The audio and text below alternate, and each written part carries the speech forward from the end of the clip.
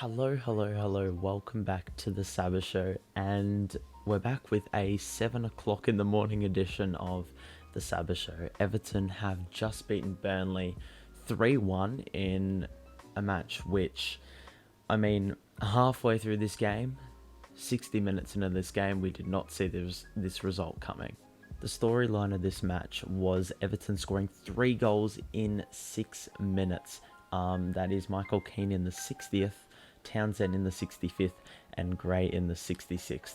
And that was after conceding a goal to Burnley in the 53rd. This is the second time this season we've come from behind at home. So obviously improving on that really abysmal home record from last season. Let's just discuss the game. Now, when we saw the team, evidently we were very, very depressed. If you can go on the Everton Twitter, you would see that.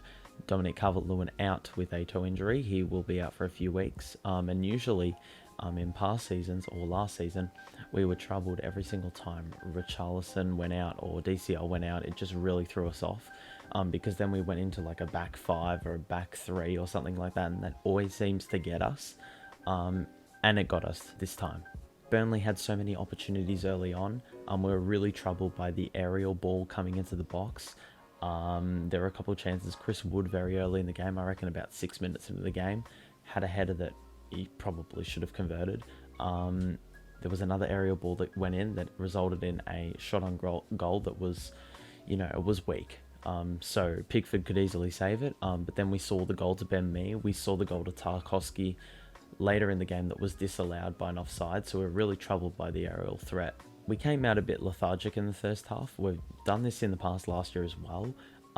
Straight out of the international break, we were very slow. I think we lost to Southampton and then we lost to Newcastle, and then it was just a ripple effect from there.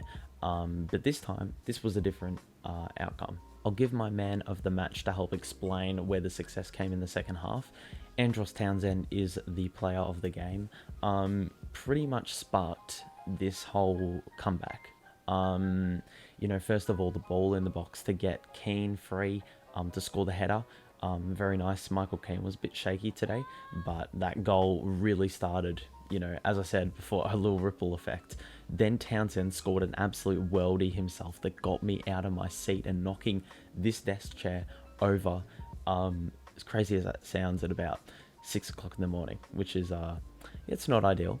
But then 1 minute later, Doucouré releases Gray with an absolutely ripper ball, and Gray with a classy finish. So that was really good to see.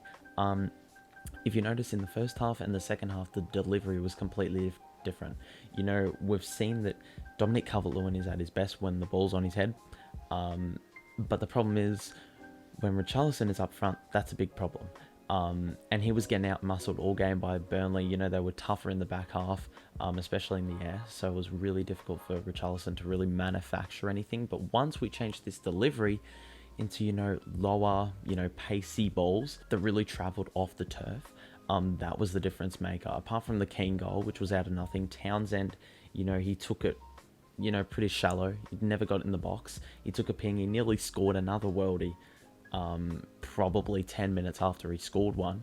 And then Demarai Gray, that was as a result of a low piercing delivery out in front, so he could run onto it and maximize that pace that we've been talking about in past weeks. And I tell you, this was beyond something I've ever seen.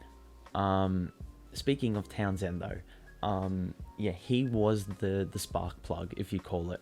Once Keane scored that goal, which Townsend contributed towards and made happen, the crowd was up and about. You could just feel it. I'm sitting in my bedroom in Australia, so it's not real. I'm not going to feel the full brunt of the atmosphere, but you could hear it. You could hear it, and that really made a difference towards the players and how that translated to their on-field play. And then it was just an avalanche. Gomez could have scored one. Townsend nearly scored an absolute ripper. If it wasn't for a save by Pope, this could have easily been 5 goals. 5 goals and a half. And I never thought I'd be saying that as an Everton supporter. 5 goals and a half. Even the positive changes by Rafa Benitez. The first goal that we scored wasn't when the changes were made, but Gomez came onto the pitch for Godfrey, and that was just...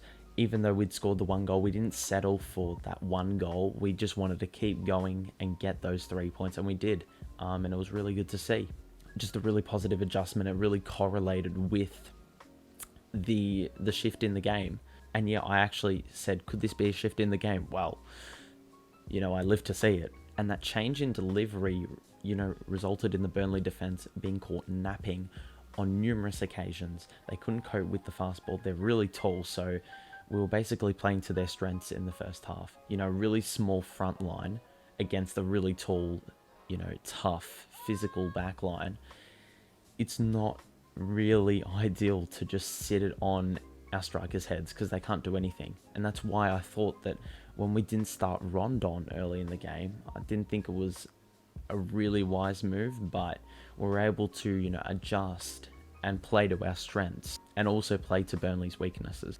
I think basically the change in the game was, it was a tale of two halves. First half, Burnley looked solid in the back half. We were playing to their strengths. We were basically giving them the ball, making them operate in their comfortable spots. But in the second half, we shifted all that. Different approach, different outlook, different delivery, just a really positive approach.